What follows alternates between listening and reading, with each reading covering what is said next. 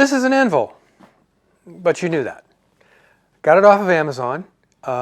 Gets really good reviews. It's cast steel, not cast iron. More on that later. It's good for small shops or people who don't have to do a lot of forging work. That's what the reviewers say. It needs a little bit of dressing and finishing to get it ready for actual work, but that's normal for just about any anvil. So it has a hardy hole. It has another round hole here. I can't remember the name of that, but it's not really flush with the surface, so that's kind of useless. But it has a hardy hole, 3/4 inch by 3/4 inch. And who knew that Estwing made forging hammers or blacksmith hammers that you could buy at Home Depot? Has a nice ring. Now, we have an anvil. What are we going to do with it? We also have a forge, Devil Forge. I got this off of eBay. There'll be links in the description for all of this stuff, by the way. It also gets very good reviews. It's the right size for what we want to do. The nice thing about it, it has dual burners, but you can run one burner if you want, or both of them. So you got one or two. Some things I got to do to it first is this has K-wool for the insulator. Now K-wool is a friable material, and I don't mean you can fry it in a pan. The particles can break down to a small enough size, get in your lungs, and could cause some health issues. So we're gonna take care of that. And what comes with the kit is a refractory material. It's a rigidizer. You mix it with water. You coat all of the fiber materials with it. It seals it up, prevents friable material from coming out of the forge, and actually makes everything last a bit longer.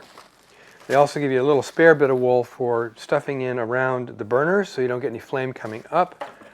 And they give you a brush. So why did we get this? It's not like we're going to try to get on Forged in Fire, although we both love the show. Let me show you what I'm talking about, what we've been doing to date and what we need to do now. What we've been doing is making some reproductions of 18th century, small 18th century looms. And in that period, the metal parts would have been hand forged. You can put modern stuff in there, but it wouldn't look right. And what I mean is parts like this. Let me get this focused. This flattened piece of round stock with a screw hole in it to hold, it's the axle to hold this drum in place. And then there's a handle with a nut that's designed to lock up this drum. Well, these have to look like 18th century parts. So what we've been using up until this point is this map torch and this vise. The torch is great for doing small work, but this is the entire area you've got for getting heat. Little flame about that long and about that wide. If you have to do anything bigger, you're drawing it back and forth. It takes a while. Now, the problem with the vise is, I'll get down here close, I'll show you what the problem with the vise is. So this is the surface we've been using, this small surface, this small flat part in the back of the vise. This is cast iron. Cast iron is soft metal. You cannot harden it. And I don't know if it shows up in the video, but there's all kinds of dents in this, and you can see dents along the edge here. And that is the problem. You keep denting this, and you don't get, it takes more work to get the shape you want with something that's soft like this. That's the difference between cast steel or forged steel and cast iron. So that's the problem we've been having.